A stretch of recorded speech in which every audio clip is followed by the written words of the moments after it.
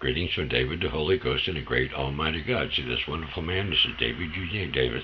He's the one I chose long before I blew life in his body on December 24th, 1950. And I took him to Little Mission to be saved January 15, 2007 in Clinton, Oklahoma.